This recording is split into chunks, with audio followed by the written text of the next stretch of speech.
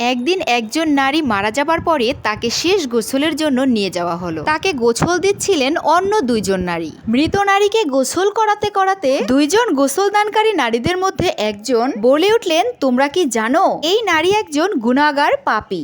এবং তিনি সেখানে থাকা বাকি নারীদের দিকে তাকিয়ে অবজ্ঞার সাথে বলতে লাগলেন, এই মহিলার পরপুরুষের সাথে বেবিচারে লিপ্ত ছিলেন। এমন কথা বলার সাথে সাথেই সেখানে একটা অলৌকিক ঘটনা ঘটে গেল। যে হাত দিয়ে সে মৃত নারীকে গোসল করাচ্ছিলেন, মৃত নারীর হাতের সাথে তার হাতটি পাথরের মতো আটকে যায়। শত চেষ্টা করার পরেও সেই হাতটি ছাড়ানো যাচ্ছিল না।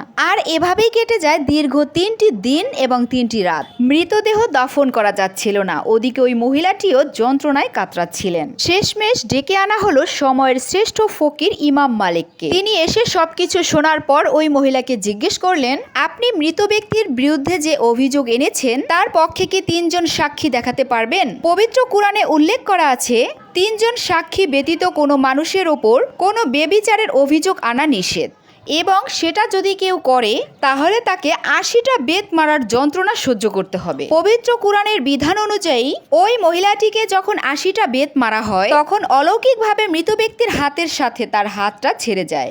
আল্লাহ এতে বুঝিয়ে দিলেন, মৃত ব্যক্তি আত্মপক্ষ সমর্থন করতে পারে না ঠিকই, কিন্তু তাদের বিরুদ্ধে কোনো অভিযোগ আনা কত বড় অপরাধ। আল্লাহ আমাদের পরনিন্দা থেকে দূরে রাখুন।